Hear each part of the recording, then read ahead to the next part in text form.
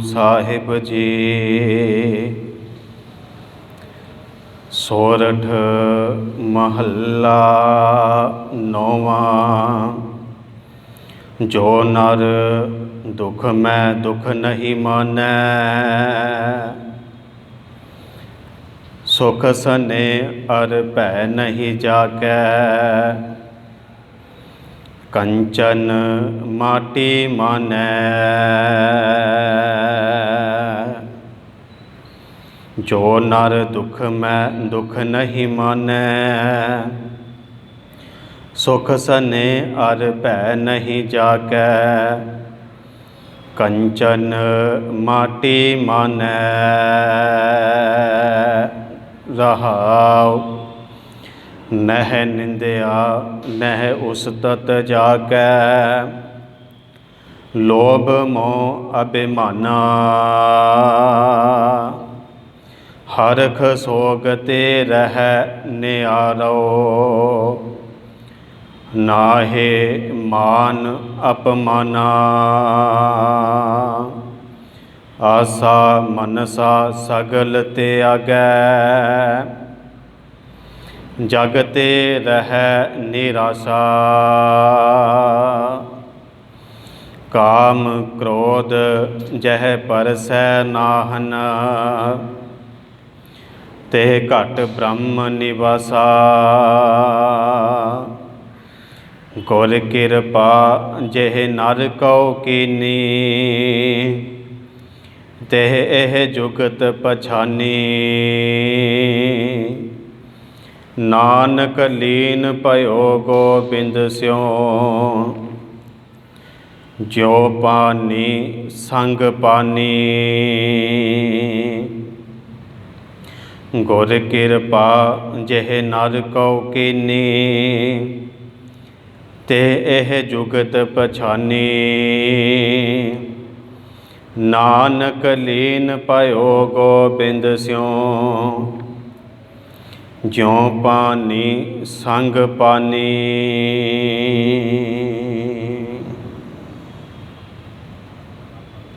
ਚੁਕੋ ਚੁਕ ਅਟਲ। ਚਾਬਰ ਛਤਰ ਤਖਤ ਦੇ ਮਾਲਕ,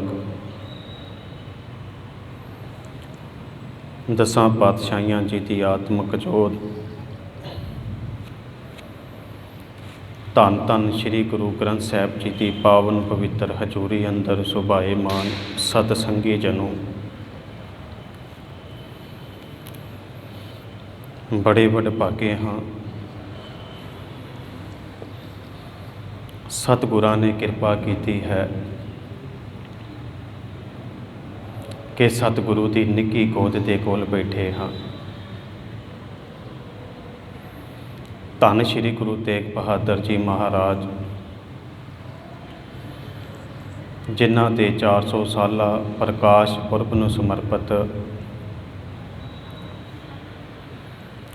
ਤਿੰਨਾਂ ਦੀ ਬਾਣੀ ਦੇ ਜਿਹੜੇ ਸ਼ਬਦਾਂ ਦੀ ਵਿਚਾਰ ਨਿਰੰਤਰ ਚੱਲ ਰਹੀ ਹੈ। ਅੱਜ ਦਾ ਜਿਹੜਾ 11ਵਾਂ ਸ਼ਬਦ, ਜਿਸ ਵਿੱਚ ਧੰਨ ਸ਼੍ਰੀ ਗੁਰੂ ਤੇਗ ਬਹਾਦਰ ਜੀ ਮਹਾਰਾਜ ਜੀ ਨੂੰ ਸਾਨੂੰ ਉਸ ਅਵਸਥਾ ਬਾਰੇ ਗਿਆਨ ਕਰਵਾ ਰਹੇ ਨੇ ਕਿ ਜਿੱਥੇ ਮਨੁੱਖ ਦੀ ਮਿਲਤਾ ਪਰਮਾਤਮਾ ਦੇ ਨਾਲ ਹੈ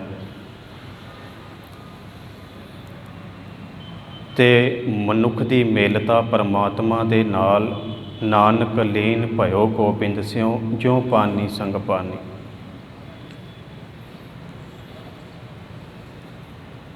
ਆਤਮਾ ਦਾ ਪਰਮਾਤਮਾ ਦੇ ਨਾਲ ਸੁਮੇਲ, ਤੇ ਉਹਦੇ ਤੋਂ ਪਹਿਲਾਂ ਸ਼ੁਰੂ ਵਾਲੀਆਂ ਪੰਕਤੀਆਂ ਦੇ ਵਿੱਚ ਸਮਝਾ ਰਹੇ ਨੇ ਵੀ ਲੀਨ ਹੋਣਾ ਕਿੱਦਾਂ ਹੈ। ਇੱਕ ਢੰਗ ਸਤਿਗੁਰੂ ਨੇ ਸਾਨੂੰ ਦੱਸਿਆ ਅੱਜ ਦੇ ਸ਼ਬਦ ਦੇ ਵਿੱਚ।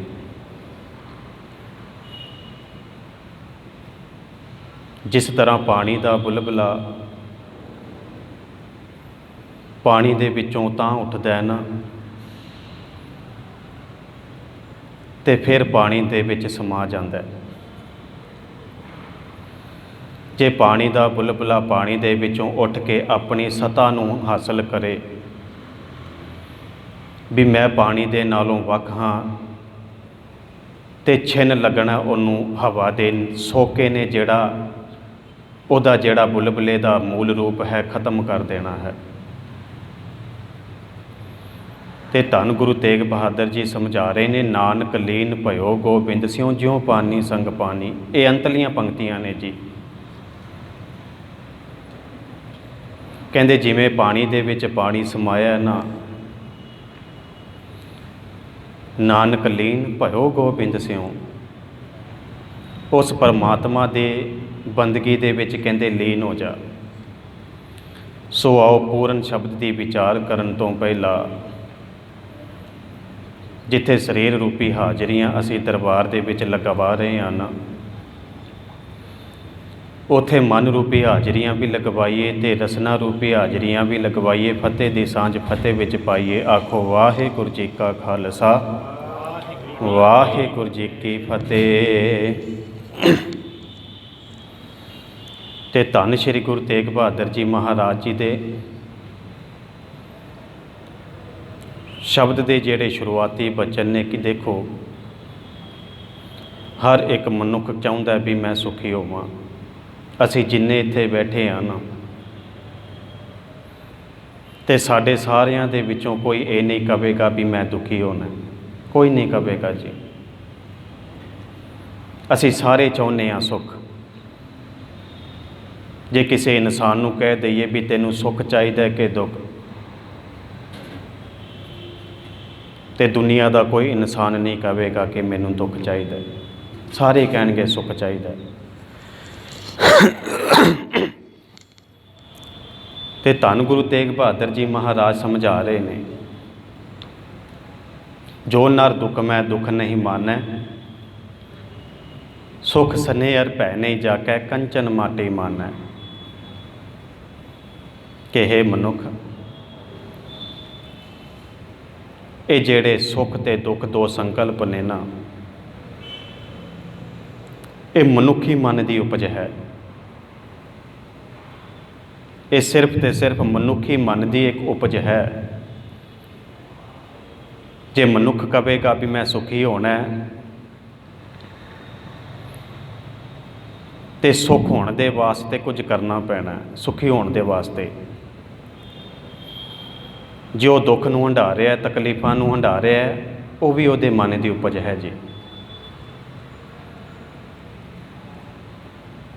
ਆਪਾਂ ਵੇਖਦੇ ਹਾਂ, ਇੱਕ ਛੋਟੀ ਜਿਹੀ ਆਪਾਂ ਉਦਾਹਰਨ ਲੈ ਲਈਏ। ਮਨੁੱਖ ਰਸਤੇ ਦੇ ਉੱਤੇ ਜਾ ਰਿਹਾ ਹੈ, ਰਸਤੇ ਦੇ ਉੱਤੇ ਜਾਂਦਿਆਂ ਉਹਨੂੰ ਕੋਈ ਪਦਾਰਥ ਮਿਲ ਗਿਆ ਜਾਂ ਧਨ ਮਿਲ ਗਿਆ, ਉਹਨੂੰ 500 ਰੁਪਏ ਦਾ ਨੋਟ ਮਿਲ ਗਿਆ, ਤੇ ਉਸ ਨੋਟ ਨੂੰ ਉਹਨੇ ਹਾਸਲ ਕਰ ਲਿਆ। ਦੇਖੋ ਨੋਟ ਉਹਦਾ ਨਹੀਂ। ਹੁਣ ਜਿਹੜਾ 500 ਦਾ ਨੋਟ ਮਿਲਿਆ ਨਾ ਰਸਤੇ ਦੇ ਵਿੱਚ ਮਨੁੱਖ ਨੂੰ, ਉਹ ਉਹਦਾ ਨਹੀਂ। ਤੇ ਜਦੋਂ ਮਿਲ ਗਿਆ ਤੇ ਉਹਦਾ ਬਣ ਕੇ ਰਹਿ ਗਿਆ। ਹੁਣ ਜਿਹੜੀ ਚੀਜ਼ ਮੇਰੀ ਨਹੀਂ, ਉਹਨੂੰ ਲੈ ਕੇ ਮੈਂ ਸੁਖੀ ਹੋ ਗਿਆ। ਜੇ ਉਹੀ ਸਾਡੀ ਜੇਬ ਦੇ ਵਿੱਚੋਂ ਉਹੀ 500 ਦਾ ਨੋਟ ਹੋਵੇ, ਉਸੇ 500 ਨੋਟ ਦੀ ਅਸੀਂ ਕਿਸੇ ਦੀ ਮਦਦ ਕਰਨੀ ਹੈ, ਕਿਸੇ ਨੂੰ ਲੋੜ ਪੈ ਗਈ ਹੈ, ਉਸ 500 ਰੁਪਏ ਦੇ ਪਿੱਛੇ ਨਾ ਤਾਂ ਅਸੀਂ ਕੋਈ ਐਫਰਟ ਕੀਤਾ, ਨਾ ਮਿਹਨਤ ਕੀਤੀ, ਪਰੰਤੂ ਉਹ ਜਿਹੜਾ 500 ਦਾ ਨੋਟ ਸਾਨੂੰ ਮਿਲਿਆ ਹੈ ਨਾ, ਸਿਰਫ ਤੇ ਸਿਰਫ ਰਸਤੇ ਦੇ ਉੱਤੇ ਡਿੱਗਾ ਸੀ, ਅਸੀਂ ਚੁੱਕ ਲਿਆ, ਉਹ ਸਾਡਾ ਨਹੀਂ ਸੀ। ਤੇ ਉਸੇ 500 ਦੇ ਨੋਟ ਨਾਲ ਦੇਖੋ ਅਸੀਂ ਮੋਹ ਪਾ ਲਿਆ। ਜੇ ਕਿਸੇ ਦੂਜੇ ਦੀ ਮਦਦ ਕਰਨੀ ਸੀ, ਹਿੰਮਤ ਨਹੀਂ ਹੋਈ। ਮੇਰੀ ਚੀਜ਼ ਹੈ ਹੀ ਨਹੀਂ, ਉਹ 500 ਦਾ ਨੋਟ ਮੇਰਾ ਨਹੀਂ ਸੀ। ਜੇ ਕਿਸੇ ਦੀ ਮਦਦ ਵੱਲ ਜਾਂਦਾ ਤੇ ਉਹਦਾ ਮੈਨੂੰ ਕੋਈ ਘਾਟਾ ਵੀ ਨਹੀਂ। ਸਾਨੂੰ ਕੀ ਘਾਟਾ ਜੀ? ਉਹ ਨੋਟ ਮੇਰਾ ਨਹੀਂ ਸੀ, ਉਹ ਨੋਟ ਮੈਨੂੰ ਮਿਲਿਆ ਤੇ ਮੇਰਾ ਬਣਾ ਲਿਆ। ਇਹ ਦੁੱਖ ਹੈ ਜੀ। ਤੇ ਧੰਨ ਗੁਰੂ ਤੇਗ ਬਹਾਦਰ ਜੀ ਸਾਨੂੰ ਸਮਝਾ ਰਹੇ ਨੇ, ਜੋ ਨਰ ਦੁੱਖ ਮੈਂ ਦੁੱਖ ਨਹੀਂ ਮਾਨਣਾ। ਦੇਖੋ ਕਿਤਨੀ ਵੱਡੀ ਉਦਾਹਰਨ ਦਿੱਤੀ ਹੈ। ਕਹਿੰਦੇ ਜਿਹੜਾ ਮਨੁੱਖ ਦੁੱਖ ਦੇ ਵਿੱਚ ਦੁਖੀ ਨਹੀਂ ਹੁੰਦਾ ਉਹ ਸਭ ਤੋਂ ਵੱਡਾ ਸੁਖੀ ਹੈ। ਹੁਣ ਸਮਝਣਾ ਪਵੇਗਾ ਜੀ, ਜਿਹੜਾ ਮਨੁੱਖ ਦੁੱਖ ਦੇ ਵਿੱਚ ਵੀ ਦੁਖੀ ਨਾ ਹੋਵੇ, ਦੁਖੀ ਤਾਂ ਹੁੰਦਾ ਹੈ ਕਿਉਂਕਿ ਮਨ ਦੀਆਂ ਇੱਛਾਵਾਂ ਨੇ, ਮਨ ਦੀਆਂ ਇੱਛਾਵਾਂ ਨੂੰ ਲੈ ਕੇ ਮਨੁੱਖ ਦੁਖੀ ਹੈ। ਹੁਣ ਇੱਥੇ ਸਵਾਲ ਵੀ ਉੱਠਦਾ ਵੀ ਮਨ ਦੀਆਂ ਇੱਛਾਵਾਂ ਭਾਵ ਮੈਂ ਚੰਗਾ ਪੜ੍ਹ ਲਿਖ ਜਾਵਾਂ, ਚੰਗੇ ਅਹੁਦੇ ਦੇ ਉੱਤੇ ਸੈੱਟ ਹੋ ਜਾਵਾਂ ਅਤੇ ਚੰਗਾ ਜੀਵਨ ਜਿਉਵਾਂ। ਅਤੇ ਧੰਨ ਗੁਰੂ ਤੇਗ ਬਹਾਦਰ ਜੀ ਸਮਝਾ ਰਹੇ ਨੇ, ਜੋ ਨਰ ਦੁੱਖ ਮੈਂ ਦੁੱਖ ਨਹੀਂ ਮਾਨੈ। ਇਹ ਦੁੱਖ ਅਤੇ ਸੁੱਖ ਜਿਹੜਾ ਹੈ ਮਨੁੱਖੀ ਮਨ ਦੀ ਇੱਕ ਉਪਜ ਹੈ ਜੀ, ਹੋਰ ਕੁਝ ਵੀ ਨਹੀਂ। ਦੇਖੋ ਉਦਾਹਰਨ ਬੜੀ ਕਮਾਲ ਦੀ ਹੈ। ਹੁਣ ਇੱਛਾਵਾਂ ਵੱਧ ਜਾਣੀਆਂ, ਉਹ ਇੱਛਾ ਪੂਰੀ ਨਾ ਹੋਈ ਅਤੇ ਦੁਖੀ ਹੋ ਗਿਆ। ਮੈਨੂੰ ਇਹ ਚਾਹੀਦਾ ਸੀ, ਨਹੀਂ ਮਿਲਿਆ ਅਤੇ ਦੁਖੀ ਹਾਂ, ਜੇ ਮਿਲ ਗਿਆ ਅਤੇ ਸੁਖੀ। ਸੁੱਖ ਅਤੇ ਦੁੱਖ ਆਪਾਂ ਇੱਦਾਂ ਦਾ ਜਾਣ ਲਈਏ ਕਿਉਂਕਿ ਜਿਹੜੀਆਂ ਇਹ ਅੱਖਾਂ ਨੇ ਨਾ, ਇਹਨਾਂ ਅੱਖਾਂ ਦੇ ਨਾਲ ਅਸੀਂ ਜਿਹੜਾ ਕੁਝ ਵੇਖ ਰਹੇ ਹਾਂ, ਇਹਨਾਂ ਅੱਖਾਂ ਦੇ ਨਾਲ ਜਿਹੜਾ ਕੁਝ ਵੇਖਿਆ ਜਾ ਰਿਹਾ ਹੈ ਪੂਰਾ ਨਹੀਂ, ਇਹ ਅਧੂਰਾ ਹੈ ਜੀ। ਹੁਣ ਮਨ ਦੇ ਵਿੱਚ ਸਵਾਲ ਆਵੇਗਾ, ਇਹਨਾਂ ਅੱਖਾਂ ਦੇ ਨਾਲ ਵੇਖਿਆ ਜਾ ਰਿਹਾ ਹੈ, ਇਹ ਅਧੂਰਾ ਕਿਵੇਂ, ਪੂਰਾ ਕਿਉਂ ਨਹੀਂ? ਕਿਉਂਕਿ ਅਸੀਂ ਸੁੱਖ ਨੂੰ ਵੇਖ ਲਿਆ, ਸੁੱਖ ਦੇ ਪਿੱਛੇ ਲੁਕੇ ਹੋਏ ਦੁੱਖ ਨੂੰ ਨਹੀਂ ਦੇਖਿਆ। ਅਸੀਂ ਦਿਨ ਦੇ ਵਿੱਚ ਦੇਖੋ ਸੂਰਜ ਚੜ੍ਹਦਾ ਹੈ, ਚਾਨਣ ਨੂੰ ਵੇਖ ਲੈਂਦੇ ਹਾਂ, ਅਤੇ ਹੁਣ ਦਿਨ ਦੇ ਪਿੱਛੇ ਰਾਤ ਵੀ ਲੁਕੀ ਹੈ, ਉਹ ਸਾਨੂੰ ਦਿਖਾਈ ਨਹੀਂ ਦੇ ਰਹੀ। ਉਹ ਜਦੋਂ ਰਾਤ ਹੋਵੇਗੀ ਉਦੋਂ ਦਿਖਾਈ ਦੇਵੇਗੀ। ਅਤੇ ਧੰਨ ਗੁਰੂ ਤੇਗ ਬਹਾਦਰ ਜੀ ਸਮਝਾ ਰਹੇ ਨੇ, ਕਹਿੰਦੇ ਜਿਹੜਾ ਮਨੁੱਖ ਦੁਖੀ ਹੈ, ਕਹਿੰਦੇ ਦੁੱਖ ਦੇ ਵਿੱਚ ਵੀ ਆਪਣੇ ਆਪ ਨੂੰ ਸੁਖੀ ਕਰ ਲਿਆ, ਉਸ ਤੋਂ ਵੱਡਾ ਸੁੱਖ ਕੋਈ ਨਹੀਂ। ਜੋ ਨਰ ਦੁੱਖ ਮੈਂ ਦੁੱਖ ਨਹੀਂ ਮਾਨੈ, ਸੁੱਖ ਸੰਨੇ ਅਰ ਭੈ ਨਹੀਂ ਜਾਕੈ। ਸੁੱਖ ਦੇ ਵਿੱਚ ਬਹੁਤਾ ਸਨੇਹ ਨਹੀਂ ਹੁੰਦਾ, ਸੁੱਖ ਦੇ ਵਿੱਚ ਉਛਾਲਾਂ ਨਹੀਂ ਮਾਰਦਾ। ਆਪਾਂ ਵੇਖਦੇ ਹਾਂ ਕਈ ਬੰਦੇ ਹੁੰਦੇ ਨੇ ਸੁੱਖ ਦੇ ਵਿੱਚ ਬੜੀਆਂ ਛਾਲਾਂ ਮਾਰਦੇ ਨੇ, ਬਹੁਤ ਜ਼ਿਆਦਾ ਉੱਚਾ ਉੱਡਦੇ ਨੇ। ਜੇ ਥੋੜ੍ਹੀ ਜਿਹੀ ਪ੍ਰਸਿੱਧੀ ਹਾਸਲ ਹੋ ਜਾਵੇ ਨਾ, ਜੇ ਥੋੜ੍ਹਾ ਜਿਹਾ ਦੁਨੀਆ ਦੇ ਉੱਤੇ ਮਾਣ ਮਿਲ ਜਾਵੇ ਤਾਂ ਬੜਾ ਉੱਚਾ ਚਲਾ ਜਾਂਦਾ ਹੈ ਜੀ। ਫਿਰ ਸੰਗਤ ਵੀ ਬਦਲ ਜਾਂਦੀ ਹੈ। ਆਪਾਂ ਵੇਖਦੇ ਹਾਂ ਦੁਨੀਆ ਦੇ ਉੱਤੇ ਕਿਸੇ ਮਨੁੱਖ ਨੂੰ ਜੇ ਧਨ ਦੌਲਤ ਥੋੜ੍ਹੀ ਜਿਹੀ ਵੱਧ ਮਿਲ ਜੇ ਨਾ, ਸਟੈਂਡਰਡ ਬਦਲ ਜਾਂਦਾ ਹੈ, ਰਹਿਣ ਸਹਿਣ ਬਦਲ ਜਾਂਦਾ ਹੈ, ਖਾਣ ਪੀਣ ਬਦਲ ਜਾਂਦਾ ਹੈ। ਜੇ ਛੋਟੀ ਜਿਹੀ ਆਪਾਂ ਗੱਲ ਕਰ ਲਈਏ, ਆਪਣੀ ਔਕਾਤ ਭੁੱਲ ਜਾਂਦਾ ਹੈ। ਅਤੇ ਗੁਰੂ ਸਾਹਿਬ ਜੀ ਕਹਿ ਰਹੇ ਨੇ, ਸੁੱਖ ਸੰਨੇ ਅਰ ਭੈ ਨਹੀਂ ਜਾਕੈ। ਸੁੱਖ ਦੇ ਵਿੱਚ ਕਹਿੰਦੇ ਬਹੁਤੀਆਂ ਛਾਲਾਂ ਨਹੀਂ ਮਾਰਦਾ। ਦੇਖੋ ਕੰਚਨ ਮਾਟੀ ਮਨ, ਕਿੱਡੀ ਵੱਡੀ ਉਦਾਹਰਨ ਦੇ ਦਿੱਤੀ। ਹੁਣ ਸੋਨੇ ਨੂੰ ਮਿੱਟੀ ਕਹਿਣਾ ਇਹ ਅਤ ਕਥਨੀ ਜੀ ਲੱਗਦੀ ਹੈ। ਹੁਣ ਸਾਡੇ ਸਾਹਮਣੇ ਸੋਨਾ ਪਿਆ ਹੈ ਨਾ, ਉਸ ਸੋਨੇ ਨੂੰ ਅਸੀਂ ਮਿੱਟੀ ਕਿਵੇਂ ਕਹਿ ਦੇਵਾਂਗੇ? ਬਾਜ਼ਾਰ ਦੇ ਵਿੱਚ ਕੀਮਤ ਬੜੀ ਹੈ। ਅਤੇ ਧੰਨ ਗੁਰੂ ਤੇਗ ਬਹਾਦਰ ਜੀ ਮਹਾਰਾਜ ਕਹਿ ਰਹੇ ਨੇ, ਤੂੰ ਉਹਨੂੰ ਸੋਨਾ ਕਰਕੇ ਮੰਨ ਲਿਆ ਅਤੇ ਦੁਖੀ ਹੈ। ਸੋਨੇ ਦੀ ਕੀਮਤ ਕਰਕੇ ਜਾਣ ਲਿਆ ਤਾਂ ਦੁਖੀ ਹੋਵੇਗਾ, ਕਿਉਂਕਿ ਨੇਹ ਲੱਗ ਗਿਆ। ਕਹਿੰਦੇ ਜਦੋਂ ਸੋਨੇ ਨੂੰ ਮਿੱਟੀ ਕਹਿ ਦਿੱਤਾ, ਫਿਰ ਉਹਦੇ ਵਿੱਚ ਦੁੱਖ ਕਿੱਥੋਂ ਆ ਗਿਆ? ਸੋਨੇ ਨੂੰ ਜੇਕਰ ਮਿੱਟੀ ਕਰਕੇ ਜਾਣ ਲਿਆ ਵੀ ਇਹ ਸੋਨਾ ਨਹੀਂ, ਇਹ ਤਾਂ ਮਿੱਟੀ ਹੈ, ਫਿਰ ਕਿੱਧਰੋਂ ਦੁੱਖ ਉਪਜੇਗਾ ਜੀ? ਹੁਣ ਸੋਨੇ ਦੀ ਕੀਮਤ ਮਨ ਦੇ ਵਿੱਚ ਲਾਲਸਾ ਨਹੀਂ ਰਹਿ ਗਈ,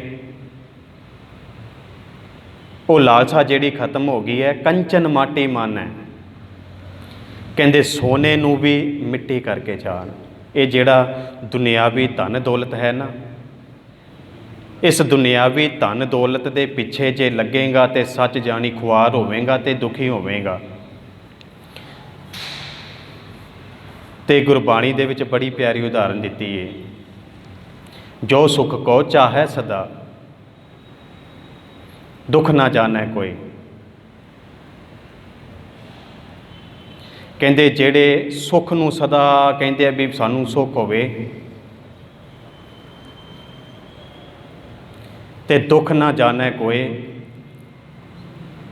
ਸੁੱਖ ਹੈ ਕਹੋ ਦੁੱਖ ਅਗਲਾ। ਦੇਖੋ ਗੁਰਬਾਣੀ ਸਮਝਾ ਰਹੀ ਹੈ, ਕਹਿੰਦੇ ਸੁੱਖ ਹੈ ਕਹੋ ਦੁੱਖ ਅਗਲਾ। ਕਹਿੰਦੇ ਇਹ ਵੀ ਯਾਦ ਰੱਖੀ ਵੀ ਸੁੱਖ ਤੋਂ ਬਾਅਦ ਦੁੱਖ ਅੱਗੇ ਆਉਣਾ ਹੈ। ਮਨਮੁਖ ਬੂਝ ਨਾ ਹੋਏ। ਕਹਿੰਦੇ ਮਨਮੁਖ ਹੈ ਨਾ ਜਿਹੜਾ, ਉਹ ਇਸੇ ਕਰਕੇ ਸੰਸਾਰ ਦੇ ਉੱਤੇ ਦੁਖੀ ਹੁੰਦਾ, ਕਿਉਂਕਿ ਸੁੱਖ ਨੂੰ ਹੀ ਸਭ ਤੋਂ ਵੱਡਾ ਸੁੱਖ ਮੰਨ ਲੈਂਦਾ ਹੈ। ਸੁੱਖ ਦੁੱਖ ਦੋਨੋਂ, ਸੁੱਖ ਦੁੱਖ ਸਮ ਕਰ ਜਾਣੀ ਹੈ। ਤੇ ਸਤਿਗੁਰ ਸਮਝਾ ਰਹੇ ਨੇ, ਕਹਿੰਦੇ ਸੁੱਖ ਤੇ ਦੁੱਖ ਨੂੰ ਸਮ ਕਰ ਜਾਣ, ਸੁੱਖ ਦੁੱਖ ਸਮ ਕਰ ਜਾਣੀ ਹੈ। ਸ਼ਬਦ ਭੇਦ ਸੁੱਖ ਹੋਏ। ਕਹਿੰਦੇ ਗੁਰੂ ਦੇ ਸ਼ਬਦ ਦੇ ਵਿੱਚ ਲੀਨ ਹੋ ਜਾ ਬਸ, ਫਿਰ ਤੈਨੂੰ ਪਤਾ ਲੱਗ ਜਾਵੇਗਾ। ਇੱਛਾਵਾਂ ਖਤਮ ਕਰ ਦੇ।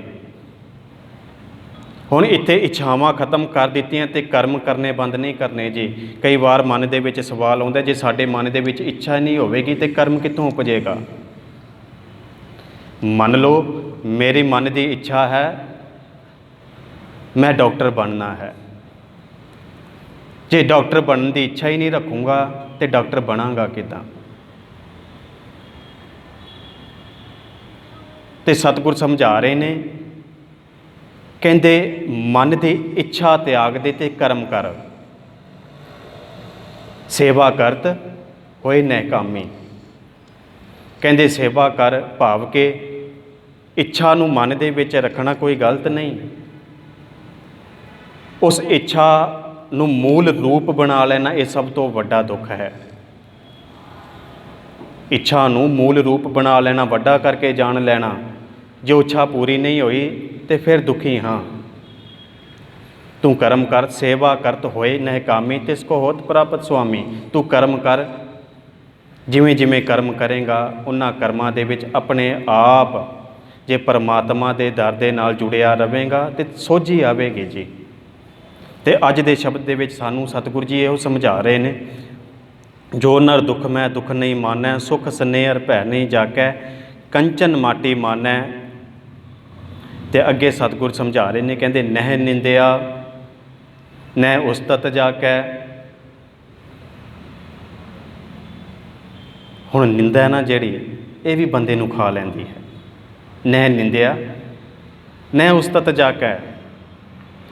ਕਹਿੰਦੇ ਛੋਟੀ ਜੇ ਥੋੜ੍ਹੀ ਜਿਹੀ ਮਨੁੱਖ ਦੀ ਨਿੰਦਾ ਕਰ ਲਓ ਨਾ, ਸਾਹਮਣੇ ਵਾਲੇ ਮਨੁੱਖ ਦੀ ਨਿੰਦਾ ਕਰ ਲਓ ਤੇ ਉਹ ਕਤਲ ਕਰਨ ਤੱਕ ਜਾਂਦਾ ਹੈ ਜੀ। ਇਹ ਜਿਹੜੇ ਮਨੁੱਖੀ ਮਨ ਦੀ ਜਿਹੜੀ ਉਪਜ ਹੈ, ਇਹ ਮਨੁੱਖੀ ਮਨ ਦੇਖੋ ਕਰਮ ਕਰਨਾ ਸਾਡੇ ਹੱਥ ਹੈ। ਸਾਹਮਣੇ ਵਾਲੇ ਦਾ ਕਰਮ ਕੀ ਹੈ ਉਹ ਉਹਦੇ ਤੇ ਛੱਡ ਦਿਓ। ਜੋ ਨਿੰਦਾ ਕਰ ਰਿਹਾ ਨਾ ਉਹਦਾ ਕਰਮ ਹੈ, ਜੋ ਮਾੜਾ ਬੋਲ ਰਿਹਾ ਉਹ ਗਾਲਾਂ ਕੱਢ ਰਿਹਾ। ਹੁਣ ਮੰਨ ਲਓ ਜ਼ਹਿਰ ਹੈ, ਜ਼ਹਿਰ ਨੂੰ ਅਸੀਂ ਪੀਵਾਂਗੇ ਤੇ ਅਸੀਂ ਮਰਾਂਗੇ। ਜ਼ਹਿਰ ਨੂੰ ਅਸੀਂ ਪੀਵਾਂਗੇ ਤੇ ਮਰਾਂਗੇ ਜੀ।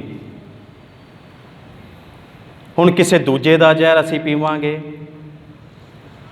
ਪੀਣਾ ਪੀ ਕੋਈ ਦੂਜਾ ਰਿਹਾ ਤੇ ਉਹਦੇ ਵਿੱਚੋਂ ਜੇ ਘੁੱਟ ਅਸੀਂ ਭਰਨੀ ਹੈ, ਇਹ ਸਾਡੇ ਵਾਸਤੇ ਸਭ ਤੋਂ ਅਣਹੋਣੀ ਜਿਹੀ ਗੱਲ ਹੈ। ਆਪ ਮਰਨਾ ਹੈ। ਜੇ ਕੋਈ ਦੂਜਾ ਮਰ ਰਿਹਾ ਨਾ ਜ਼ਹਿਰ ਪੀ ਕੇ,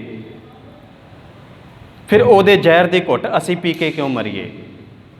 ਸਤਿਗੁਰੂ ਜੀ ਸਮਝਾ ਰਹੇ ਨੇ, ਨਹਿ ਨਿੰਦਾ ਨਹਿ ਉਸਤਤ ਜਾਕੈ। ਜੇ ਕੋਈ ਤੇਰੀ ਨਿੰਦਾ ਕਰ ਰਿਹਾ ਨਾ, ਕੋਈ ਤੈਨੂੰ ਗਾਲਾਂ ਕੱਢ ਰਿਹਾ, ਹਰ ਜਨ ਰਾਮ ਨਾਮ ਗੁਣ ਗਾਵੈ, ਜੇ ਕੋ ਨਿੰਦ ਕਰੈ ਹਰ ਜਨ ਕੀ ਆਪਣਾ ਗੁਣ ਨਾ ਗਵਾਵੈ।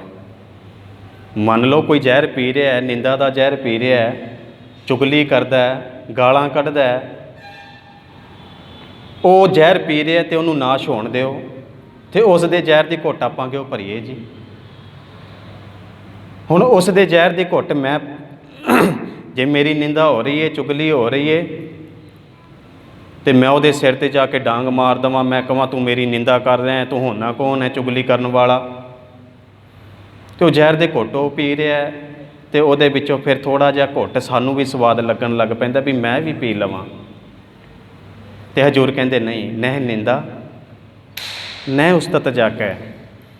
ਕਹਿੰਦੇ ਜੇ ਤੇਰੀ ਕੋਈ ਨਿੰਦਾ ਕਰਦਾ ਨਾ, ਬੇਪਰਵਾਹ ਰਹਿ, ਤੂੰ ਆਪਣੇ ਕਰਮ ਕਰ, ਆਪਣੇ ਕਰਮ ਕਰਦਿਆਂ ਹੋਇਆਂ ਆਪਣਾ ਜੀਵਨ ਗੁਜ਼ਾਰ। ਜੇ ਕੋਈ ਮਾੜਾ ਬੋਲਦਾ ਤੇ ਉਹਨੂੰ ਬੋਲਣ ਦੇ, ਜੇ ਕੋ ਨਿੰਦ ਕਰੈ ਹਰ ਜਨ ਕੀ ਆਪਣਾ ਗੁਣ ਨਾ ਗਵਾਵੈ, ਕਹਿੰਦੇ ਆਪਣਾ ਗੁਣ ਨਾ ਗਵਾ, ਉਹ ਉਹਦਾ ਕਰਮ ਹੈ, ਉਹਨੂੰ ਕਰ ਲੈਣ ਦਿਓ। ਉਹਨੇ ਨਿੰਦਾ ਕਰਨੀ ਹੈ, ਉਹਨੂੰ ਕਰ ਲੈਣ ਦਿਓ। ਤੇ ਹਜ਼ੂਰ ਨੇ ਨਾਲ ਹੀ ਕਹਿ ਦਿੱਤਾ, ਨਹਿ ਨਿੰਦਾ ਨਹਿ ਨਿੰਦਿਆ ਨਹਿ ਉਸਤਤ ਜਾ ਕੇ। ਕਹਿੰਦੇ ਜਦੋਂ ਸਾਡੀ ਕੋਈ ਉਸਤਤ ਕਰਦਾ ਨਾ ਤੇ ਬੜੇ ਫੁੱਲਦੇ ਹਾਂ ਅਸੀਂ। ਫਿਰ ਕਹਿੰਦੇ ਨਿੰਦਾ ਤੇ ਉਸਤਤ ਦੇ ਵਿੱਚ ਸਮਤਲ ਰਹਿ। ਜੇ ਕੋਈ ਨਿੰਦਾ ਕਰਦਾ ਉਹਦੀ ਵੀ ਪਰਵਾਹ ਨਾ ਕਰ, ਜੇ ਕੋਈ ਉਸਤਤ ਕਰਦਾ ਉਹਦੀ ਵੀ ਪਰਵਾਹ ਨਾ ਕਰ। ਉਸਤਤ ਵੀ ਮਾਰ ਪੈਂਦੀ ਹੈ ਜੀ ਸਾਨੂੰ। ਜਦੋਂ ਥੋੜ੍ਹੀ ਜਿਹੀ ਕੋਈ ਉਸਤਤ ਕਰਦੇ ਨਾ, ਸਾਡਾ ਕੋਈ ਕੀਤਾ ਹੋਇਆ ਕਰਮੇ, ਦੁਨਿਆਵੀ ਪੱਧਰ 'ਤੇ ਅਸੀਂ ਕੋਈ ਸਮਾਜ ਸੇਵਾ ਕਰ ਰਹੇ ਹਾਂ ਜਾਂ ਗੁਰੂ ਘਰ ਦੇ ਵਿੱਚ ਕੋਈ ਸੇਵਾ ਕਰ ਰਹੇ, ਕਿਤੇ ਵੀ ਕੋਈ ਵੀ ਸੇਵਾ ਕਰ ਰਹੇ ਹਾਂ, ਅਤੇ ਉਹਦੀ ਥੋੜ੍ਹੀ ਜਿਹੀ ਸਾਨੂੰ ਉਸਤਤ ਮਿਲ ਜਾਵੇ ਨਾ, ਬੜੇ ਵੱਡੇ ਅਹੰਕਾਰ ਦੀ ਉਪਜ ਬਣ ਜਾਂਦਾ। ਸਤਿਗੁਰੂ ਇਹੋ ਸਮਝਾ ਰਹੇ ਨੇ, ਕਹਿੰਦੇ ਨਹਿ ਨਿੰਦਾ ਨਹਿ ਉਸਤਤ ਜਾਕੈ, ਲੋਭ ਮੋਹ ਅਭਿਮਾਨਾ। ਲੋਭ ਦੇ ਵਿੱਚ ਅਹੰਕਾਰ, ਲੋਭ ਮੋਹ, ਲੋਭ ਲਾਲਸਾ, ਅਭਿਮਾਨਾ ਅਹੰਕਾਰ, ਕਹਿੰਦੇ ਇਹਨਾਂ ਤੋਂ ਉੱਤੇ ਉੱਠ। ਅਤੇ ਅੰਤ ਦੀਆਂ ਪੰਕਤੀਆਂ ਦੇ ਵਿੱਚ ਸਾਨੂੰ ਸਮਝਾ ਰਹੇ ਨੇ ਵੀ ਉੱਠਣਾ ਕਿਵੇਂ ਹੈ ਉੱਤੇ। ਹੁਣ ਦੁਖੀ ਹੋ ਰਿਹਾ ਹੈ ਅਤੇ ਹਰ ਇੱਕ ਮਨੁੱਖ ਕਹਿੰਦਾ ਵੀ ਮੈਂ ਸੁਖੀ ਹੋਵਾਂ, ਅਤੇ ਸੁਖੀ ਹੋਣ ਦੇ ਵਾਸਤੇ ਦੁੱਖ ਦੇ ਲਈ ਤਿਆਰ ਹੋਣਾ ਪੈਣਾ ਜੀ। ਜੇ ਸੁੱਖ ਲੈਣਾ ਹੈ ਨਾ, ਆਪਾਂ ਵੇਖਦੇ ਹਾਂ, ਮੰਨ ਲਓ ਪੇਟ ਨੂੰ ਭੁੱਖ ਲੱਗੀ ਹੈ,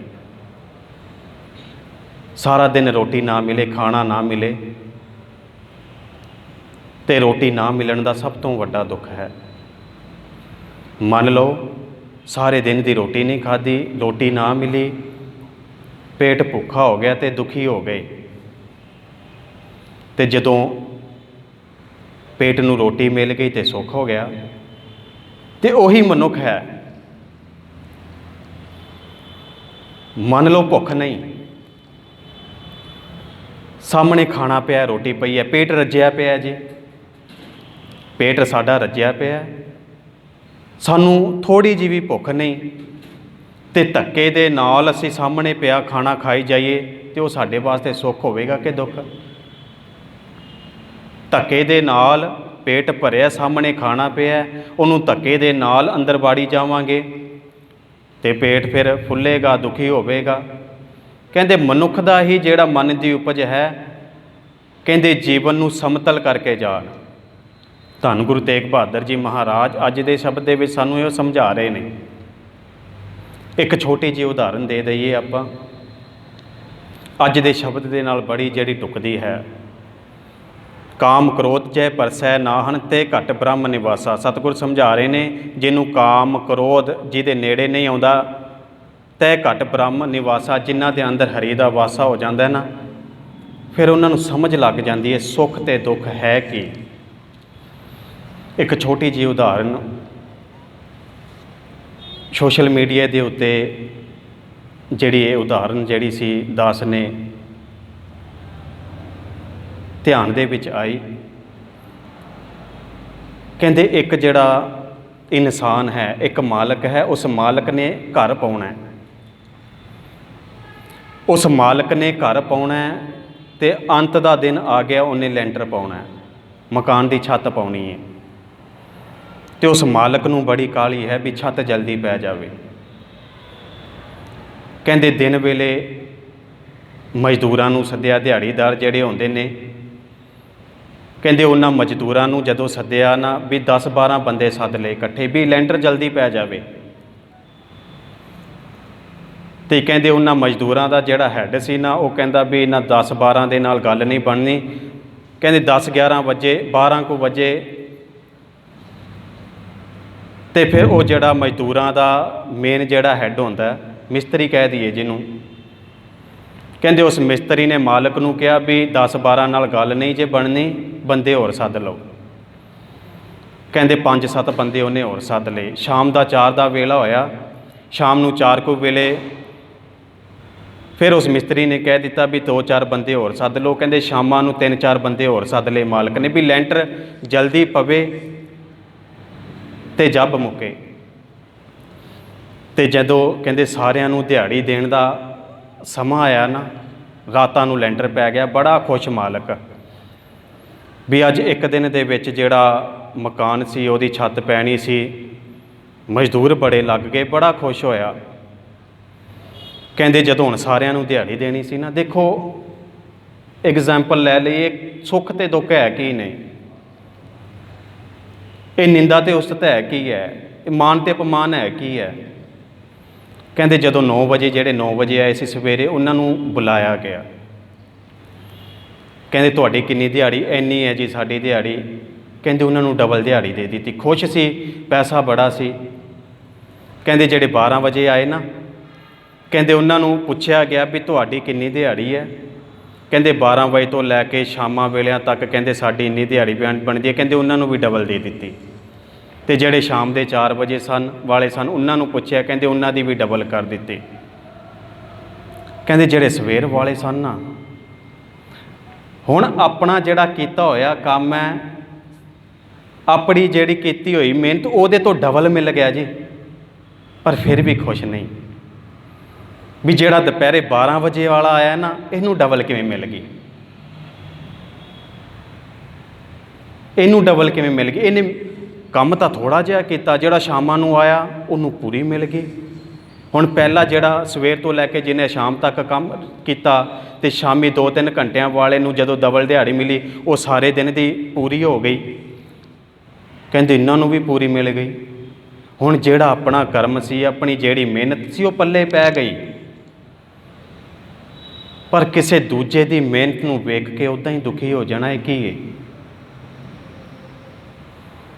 ਮਨੁੱਖ ਸਿਰਫ ਤੇ ਸਿਰਫ ਇਹਦੇ ਜਿਹੜੇ ਸੁੱਖ ਤੇ ਦੁੱਖ ਨੇ ਨਾ, ਇਹ ਆਪਣੀ ਮਨ ਦੀ ਉਪਜ ਦੇ ਵਿੱਚੋਂ ਹੀ ਨਿਕਲਦੇ ਨੇ।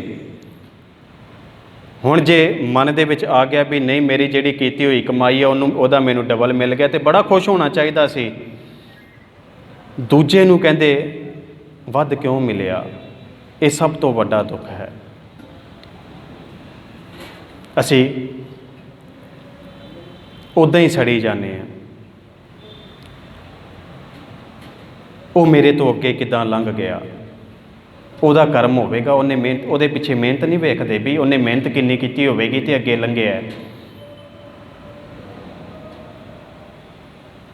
ਹੁਣ ਇਹ ਅੱਖਾਂ ਨੇ, ਇਹਨਾਂ ਅੱਖਾਂ ਦੇ ਨਾਲ ਵੇਖਣਾ ਤਾਂ ਸੰਸਾਰ ਨੂੰ ਹੀ ਹੈ। ਪਰਾਇਆ ਧਨ ਵੇਖ ਲਿਆ, ਉਸ ਪਰਾਏ ਧਨ ਨੂੰ ਵੇਖ ਕੇ ਮਨ ਨੂੰ ਕੋਈ ਜਾਣਾ ਵੀ ਇਹਦੇ ਕੋਲ ਧਨ ਬੜਾ, ਮੇਰੇ ਕੋਲ ਹੈ ਨਹੀਂ, ਉੱਦਾਂ ਹੀ ਦੁਖੀ ਹੋਈ ਜਾਣਾ। ਪਰਾਏ ਧਨ ਨੂੰ ਵੇਖ ਲਿਆ। ਹੁਣ ਗੱਲ ਫਰਕ ਕੁਝ ਵੀ ਨਹੀਂ, ਸਿਰਫ ਅੱਖਾਂ ਦੇ ਵੇਖਣ ਦਾ ਜੀ।